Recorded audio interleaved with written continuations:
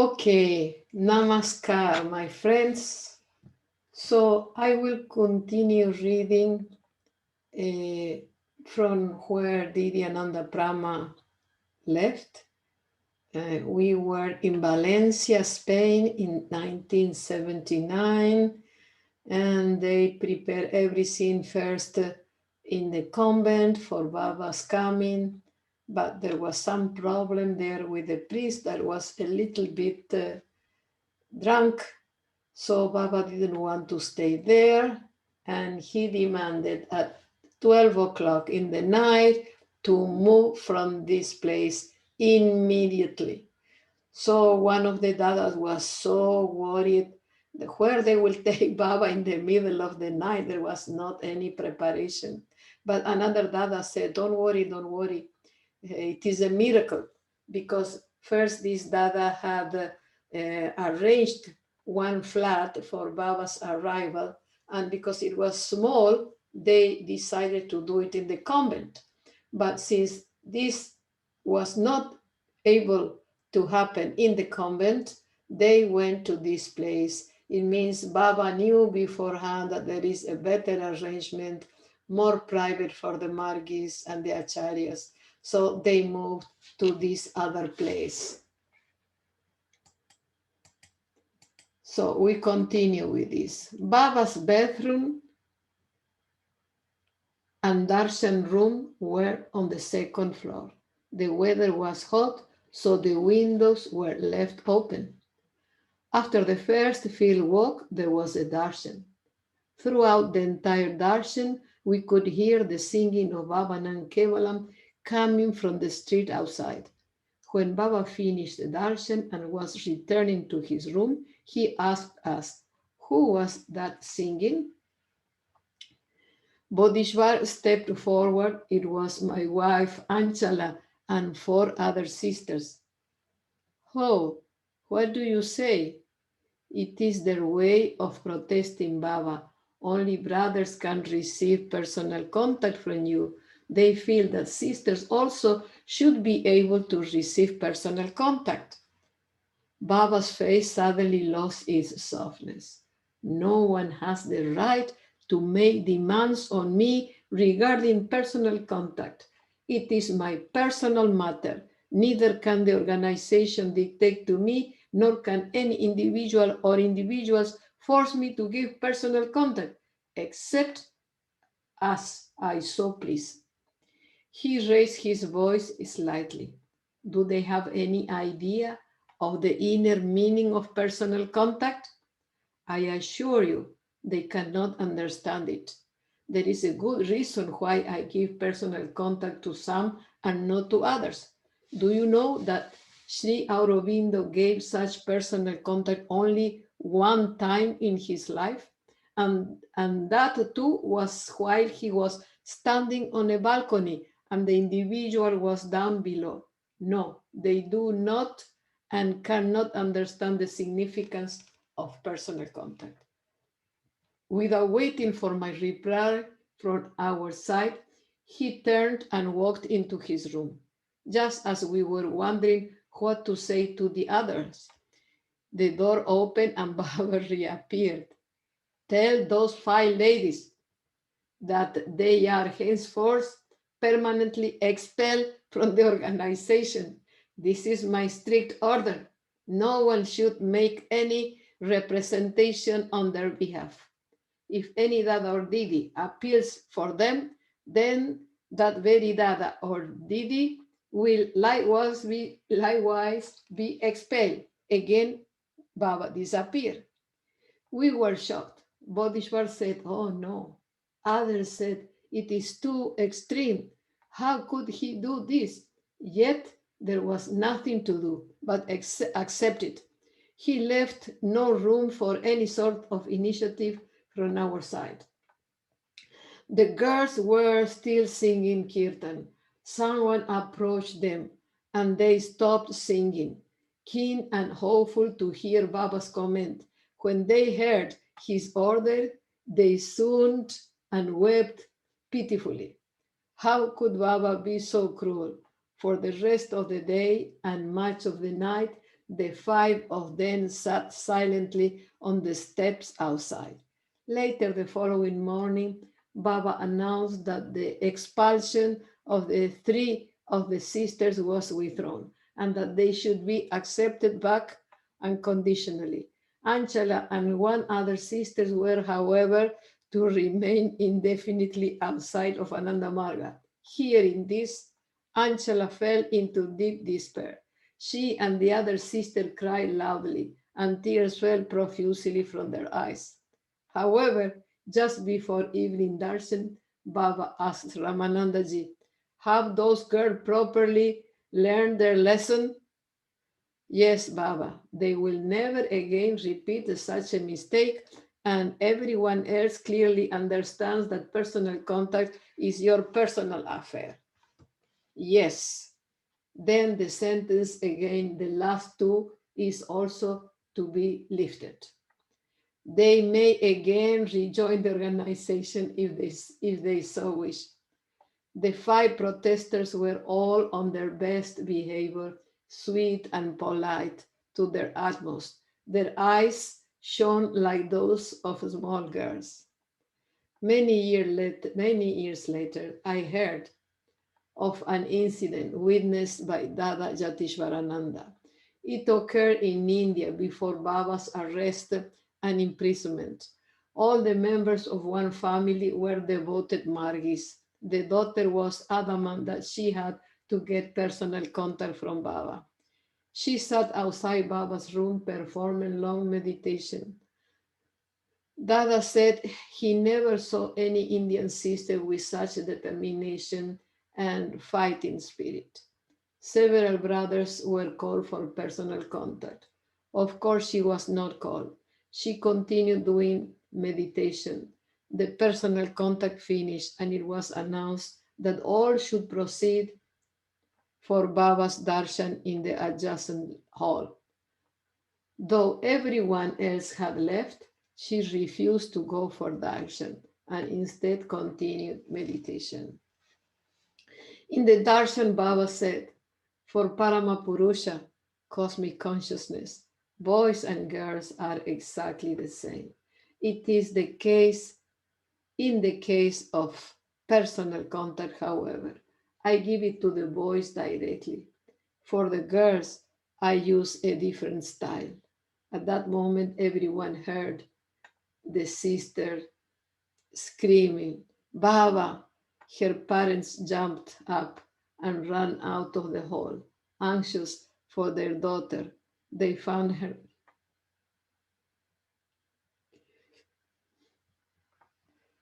lying on the floor with a blissful expression on her face. Not knowing what to do, they again entered the hall. Baba said, "Social conditions compel me to use this style when dealing with the girls. When she regains normal awareness, you should massage her joints, the joints of her body, and then give her hot milk to drink." A few hours after that, Dada Yatishvarananda asked her what she had experienced. She said, "I was very angry with Baba. Due to anger, I became fully concentrated in thinking about him. Suddenly, my mind soared out of this world, and through the cosmos, I saw all the stars and galaxies, and finally entered into ecstasy beyond description. I became one with Baba, so I don't need any other sort of personal contact anymore." Everything as per system.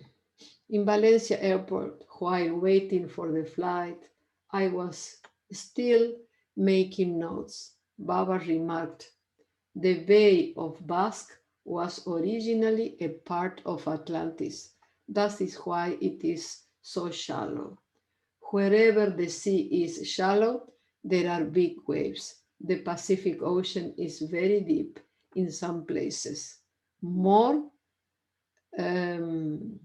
more than 6 miles deep, and the waves are small in size. The man who knows little talks tall. There should be cultural, geographical, zoological, and other surveys around the coasts of Iberia because some new clues may be found about Atlantis. Physically, I come here for the first time, but mentally, I have been here before. On the plane, he continued. For Iberia, the past was bright, the present is cloudy, and the future is full of sunshine. I love the people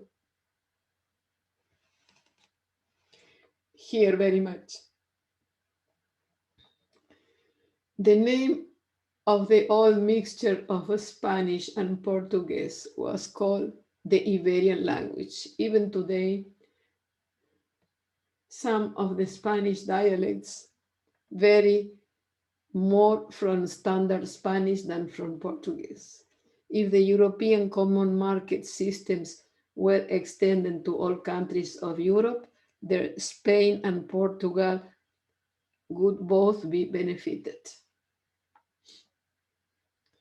As Baba spoke this sentence, I wrote benefited in my notebook. Though he could not see what I had written, he said, Dharmavedananda, what is the spelling of benefited? And then Dada spelled benefited.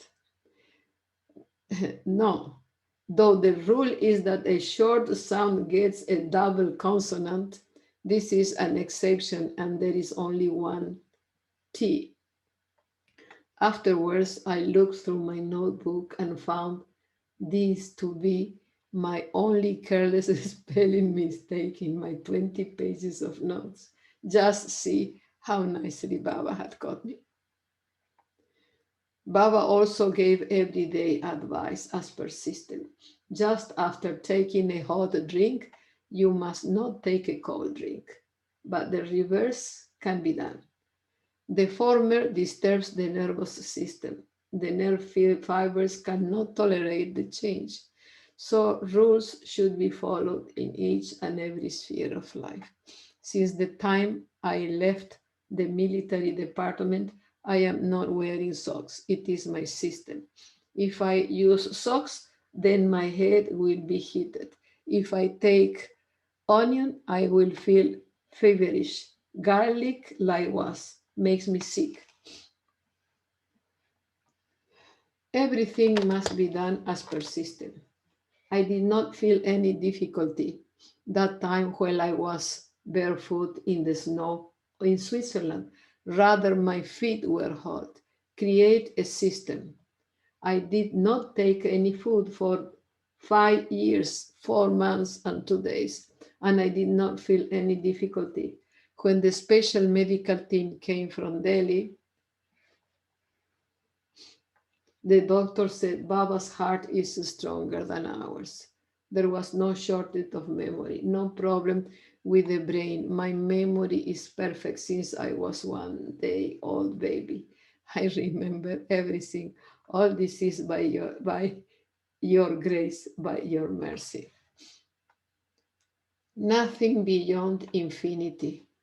LlYON, France. Though we had a yoga house here, the Margis deemed it unfit for Baba's stay. Instead, they arranged a hotel suite for him. On arriving at the hotel, Baba hammered his words into Dada Ramananda. Have I come here to stay in a hotel? Am I a bag? Am I a bag of luggage to be stored away between darshan nonsense? He steamed. You are the culprit here. You approve the schedule and all of the facilities. See to our shifting to the Jagriti. Immediately I shall not unpack my bag here. I felt bad because it was not really Ramanandaji's fault. But Baba, there is no attached bath for you there. It will be very highly inconvenient. It will be highly inconvenient, highly inconvenient. He, he mimicked in a high falsetto. I am not here for a vacation. I am here to work and be with the Margis. If we are not out of here in 5 minutes, and his voice trailed off in a mumble. It's so funny. It was the fact that there was no attached bathroom for him in the yoga house. Setting up a portable toilet next to his room solved part of the problem. For bathing, however, he had to walk through almost all the other rooms to reach the bathroom near the front door. Margis and workers were, of course, sitting everywhere, considering that he took a full bath at least 3 times a day. This was indeed an inconvenience. Nevertheless, while staying in the Jagriti, Baba's mood could not have been sweeter. 2 days later, in the morning before field walk, the Didi in charge of his kitchen handed me a basket containing three thermos, three thermos jugs, water, juice, and milk. Because I was extremely busy preparing for the field walk, I passed the basket to one of the security volunteers, and I requested him to bring it to the car. During the walk, Baba drank nothing. After returning, he requested me milk. Moments later, a distraught Ramanandaji came to me. What did you do to the milk? Nothing. What is the matter? When I offered a cup of it to Baba, he smelled it and said, it is gone sour. I've seen this sort of thing before. It happens only when the food or drink for Babas is handled carelessly, disrespectfully. But I think Didi, myself, and the guard were all meticulous. It was a great problem. When Baba refused the milk, I suggested that another cup would be prepared, but he said it will violate our time schedule, so leave it. This is very, very bad. That is why I want to find the cost. You have to check it and report to me within 30 minutes. Unable to imagine the cost, I spoke to Didi and the guest, but both claimed their behavior had been proper.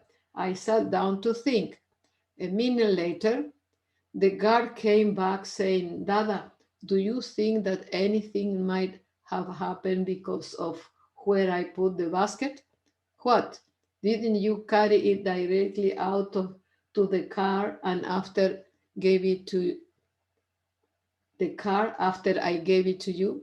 Yes, but no. Well, in fact, as I was bringing it out of the door, I remember my hat. I put the basket down near the door and ran back to fetch my hat, but it was only a minute, Dadaji. Show me exactly where you put it. He pointed to the dusty area packed with everyone's shoes. Oh, I understood and went to Ramanandaji. This is surely the explanation, he said. Will you tell Baba? What for? He knows everything. Rather, he caused this incident to happen just to teach you. During the darshan, Baba said, suppose that a gentleman is undergoing fasting and secretly in a closed room, he takes chocolate. The man says to himself, nobody will know, nobody will know. At this moment, one brother abruptly exclaimed, oh, Baba. Baba continued, not so. His unit cognition will know that I have taken chocolate, and similarly, the cosmic father will also know that in a particular room, that unit body takes chocolate secretly. That unit body is still thinking. The fact that I took chocolate on fasting day is not known to anybody. It is known to everybody. Nothing is secret. Now suppose Anchala is thinking like this. This night I will not join General Darshan. I will sing Bhavan and Kevalam just on the footpath. But Anchala's thought were waves will be known to the Supreme Father also. The Supreme Father says, oh, Anchala is thinking like this. Issue a banning order saying Anchala won't be allowed to attend General Darshan. Nothing is secret. Afterwards, I asked the brother why he had reacted so suddenly to Baba's words about chocolate, because he described what happened to me and, and the exact words I was thinking on the last fasting day. Following the Darshan, Baba said, everything in this universe is the mental creation of the Supreme Progenitor. As long as his mind is there, you are within his mind. He cannot say, get out of here. I don't want to see your face. He cannot say this because in that case you can ask him, oh Lord, you say get out, and where am I to go? Anywhere I can go will still be within your mind. Now Anchala said, oh, Baba, look at her, continuing. And Lord, if you say, get out, go beyond the periphery of my mind, then certainly, oh Lord, you are not infinite because there is something beyond your mind. So just to maintain the prestige and dignity of your name, you are to tolerate what I do and what I think.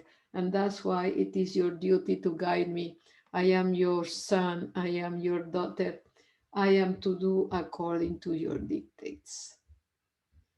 So today, till this point, next time we'll continue with more sweet stories of Baba in Europe.